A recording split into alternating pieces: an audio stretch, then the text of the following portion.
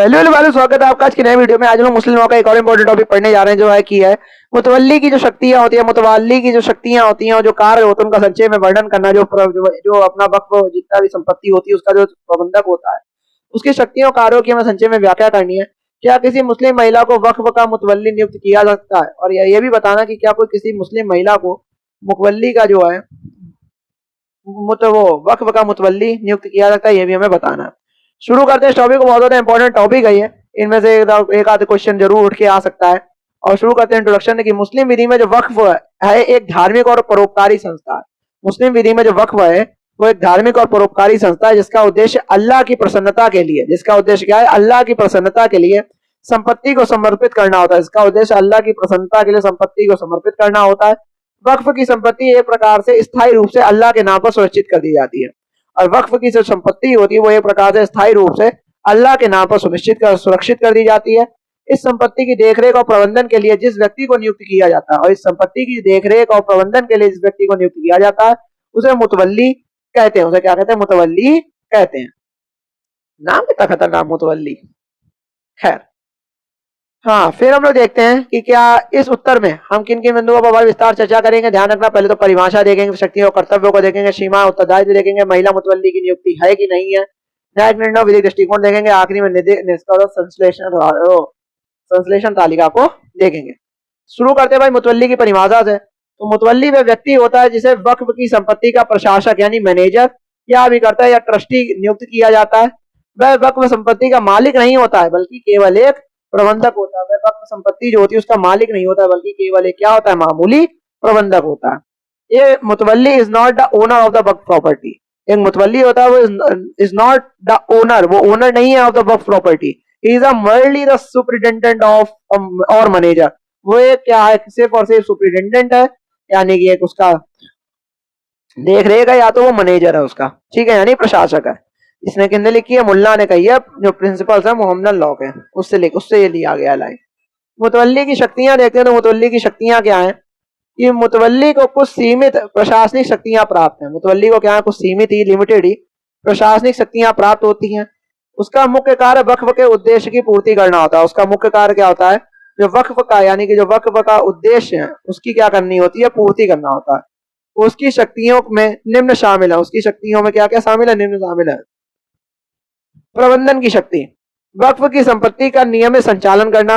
वक्फ की जो संपत्ति होती है उसका नियमित संचालन करना, रख रखाव, सुरक्षा और उपयोग सुनिश्चित करना, और वक्फ द्वारा निर्मित जो मस्जिद हो गई, मदरसे हो गए, कब्रिस्तान हो गए आदि की देखरेख करना भी प्रबंधन की शक्ति के अंतर्गत ही आता है।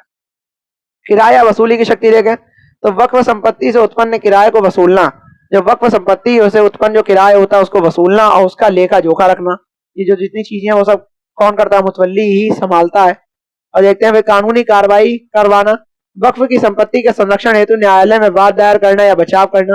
और वक्फ की जो संपत्ति है उसको बचाव हेतु न्यायालय में क्या करना? वाद दायर करना या बचाव करना, जो भी करना वो सब करना। कर्मचारियों की नियुक्ति देखना कि वक्फ की जो संपत्ति में सुचारू संचालन हेतु आवश्यक कर्मचारियों की नियुक्ति। वक्फ की जो संपत्ति है वो उसके सुचारू संचालन हेतु क्या करना?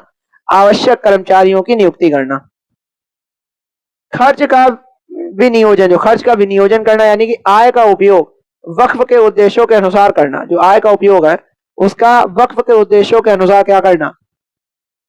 उद्देश्यों के अनुसार ही उसका उपयोग करना। उदाहरण के रूप में देखें तो गरीबों की सहायता करना, धार्मिक आयोजनों का खर्च करना या रखरखाव करना, ये सब क्या होता है? मुतवल्ली ही करता है। निवेश की शक्ति देखें तो निवेश की शक्ति में कह रहा है कि वक्फ निधियों का निवेश करना, वक्फ जो निधियां उनका निवेश करना, लेकिन केवल इस्लामी सिद्धांतों के अनुसार ही आप निवेश कर सकते हो। शिक्षा और धार्मिक उपयोग करना है, मदरसों और धार्मिक शिक्षण संस्थानों के लिए अनुदान कर देना। जो मदरसे हैं उन सबको बनवाना, धार्मिक शिक्षण संस्थानों के लिए अनुदान देना। मुतवल्ली के कर्तव्य देखते हैं भाई तो क्या होते हैं?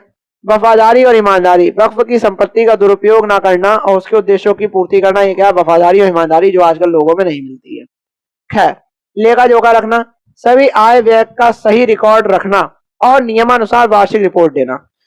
सभी आय व्यय का, जितने भी आए, जितना गया, जितना आया, एक्सपेंडिचर हो गया, प्रॉफिट हो गया, जितना भी चीज है उसका सही रिकॉर्ड रखना, नियमानुसार उसकी वार्षिक रिपोर्ट देना वक्फ बोर्ड को।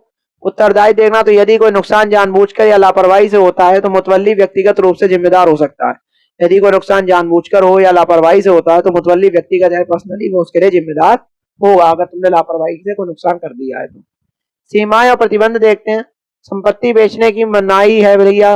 वक्फ की कोई संपत्ति को बिना न्यायालय की अनुमति के बेचना, गिरवी रखना या स्थानांतरित करना बिल्कुल ही अवैध है, इलीगल है। स्वामित्व का अभाव है। मुतवल्ली स्वामी नहीं होता, अतः संपत्ति को अपने निजी स्वार्थ के में उपयोग नहीं कर सकता। मुतवल्ली को स्वामी नहीं होता, अतः वो अपनी संपत्ति का निजी स्वार्थ में उपयोग नहीं कर सकता। लाभ प्राप्त करने की सीमा देखें तो केवल सीमित वेतन या भत्ता प्राप्त कर सकता है। केवल सीमित वेतन या भत्ता प्राप्त कर सकता है, वह भी वक्फनामा के अनुसार। वो केवल एक उनका सीमित वेतन होगा, सैलरी वैलरी होगी, वो सब प्राप्त कर सकता है, जो कि वक्फनामे के अनुसार ही सब कुछ तय होता है। मुतवल्ली की नियुक्ति देखते हैं तो नियुक्ति कैसे होती है। नियुक्ति के स्रोत वक्फदाता या वकीफ जो होते हैं। वक्फ की स्थापना करते समय वक्फदाता मुतवल्ली नियुक्त कर सकता है।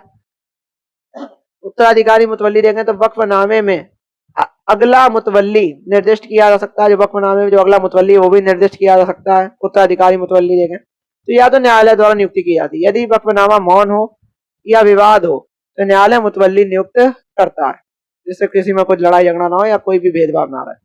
अयोग्यता क्या रहती है। निम्न व्यक्ति मुतवल्ली नहीं बन सकते। पागल या मूर्ख, दिवालिया हो या वक्फ उद्देश्यों के विरोधी हो, उन्हें मुतवल्ली कभी भी नहीं बनाया जा सकता। ठीक है। क्या मुस्लिम महिला मुतवल्ली बन सकती है।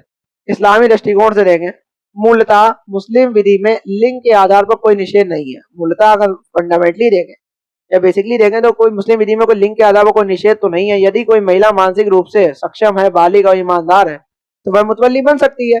न्यायालय का दृष्टिकोण इसमें क्या है कि भारतीय न्यायालयों ने बार बार माना है कि मुस्लिम महिला को मुतवल्ली नियुक्त किया जा सकता है, बशर्ते वह वक्फ की उचित देखभाल कर सके।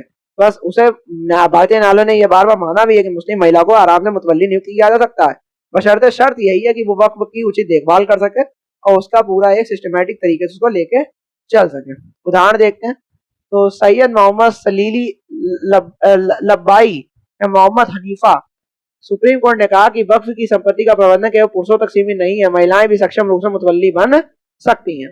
सामाजिक रूढ़ियों का प्रभाव देखते तो हालांकि कुछ समुदायों में अब भी महिलाओं को मुतवल्ली बनने से हतोत्साहित किया जाता है, लेकिन विधिक दृष्टिकोण से कोई प्रतिबंध बिल्कुल भी नहीं है। ठीक है, मतलब और बहुत से ऐसी जगह है जहाँ पे वह नहीं बनने दिया जाता, लेकिन विधिक रूप से तो कोई प्रतिबंध बिल्कुल भी नहीं है। शर्तें देखते हैं तो महिला को प्रबंधकीय योग्यता होनी चाहिए। तो महिला है उसको तो सबसे पहले तो प्रबंधकीय योग्यता होनी चाहिए। फिर धार्मिक संस्थानों की आवश्यकता हो तो पुरुष एजेंट नियुक्त किया जा सकता है, और अगर धार्मिक संस्थानों की आवश्यकता हो तो एक पुरुष एजेंट को नियुक्त किया जा सकता है। न्यायिक निर्णय देखते हैं तो कौन कौन सा है। अली वर्सेस हसन में तो न्यायालय ने कहा कि मुतवल्ली एक विवस्त होता है। विश्वस्त होता है मतलब एक विश्वास का वो होता है, और उसे वक्फ की परिसंपत्तियों को आत्मसात करने का अधिकार नहीं है, मतलब उसका ओनर बनने का कोई अधिकार नहीं है। वैसे भी क्या है, एक मैनेजर के रूप में ही नियुक्त किया गया है वक्फ बोर्ड की जितनी संपत्तियां।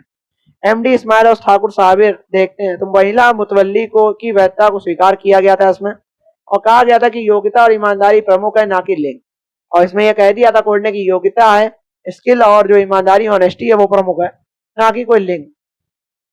एमडी अमीम या वकील अहमद देखें तो कहा गया कि मुतवल्ली को संपत्ति बेचने का कोई अधिकार नहीं है। कहा गया इसमें कि मुतवल्ली को संपत्ति बेचने का कोई अधिकार नहीं है जब तक कि अदालत से अनुमति ना ली गई हो। और इसमें कहा गया कि जो मुतवल्ली होगा को संपत्ति बेचने का कोई भी अधिकार नहीं है जब तक अदालत से अनुमति ना ली गई हो। और एंड में क्या करा निष्कर्ष के, मुतवल्ली वक्फ संपत्ति का केवल एक संरक्षक होता है, मालिक नहीं, ओनर नहीं होता, सिर्फ एक प्रबंधक होता है। उसकी जिम्मेदारी होती है कि वह धर्म, कानून और समाज की अपेक्षाओं के अनुसार वक्फ की संपत्ति का प्रबंधन करे। जहां तक महिलाओं की नियुक्ति का प्रश्न है, इस्लामी और भारतीय विधिक परंपराएं दोनों ही इस बात को स्वीकार करती हैं कि एक मुस्लिम महिला यदि योग्य और ईमानदार हो तो वह मुतवल्ली के रूप में नियुक्त की जा सकती है। यह लैंगिक समानता की दिशा में एक महत्वपूर्ण पहल है। और यहीं पर संश्लेषण तालिका भी देख लेते हैं। रिवीजन जो टेबल विषय और विवरण में देखा तो मुतवल्ली कौन है, वक्फ संपत्ति का प्रबंधक है, मालिक नहीं है। उसके प्रमुख कार्य कौन से, रखरखाव, खर्च का विनियोजन, लेखा जोखा। शक्तियां देखते हैं तो प्रबंधन, किराया वसूली, कानूनी कार्रवाई करता है। सीमाएं देखते हैं तो संपत्ति नहीं बेच सकता, स्वामी नहीं होता क्योंकि। महिला मुतवल्ली नियुक्त की जा सकती है सैयद मोहम्मद साहिद वाले केस में। न्यायिक नियंत्रण देखते हैं तो न्यायालय आवश्यकता अनुसार नियुक्त कर सकता है। और यहाँ पे हम लोग मुतवल्ली के बारे में पूरा सब कुछ टॉपिक खत्म हो गया। नहीं समझ में आया तो आपको पता है आपको क्या करना है, 1.5x की इस वाला एक दो बार वीडियो को देखना, बहुत अच्छे समझ में आ जाएगा। और ऐसी वीडियोस आते रहेंगे मुस्लिम लॉ के, तब तक के लिए जय हिंद, जय भारत।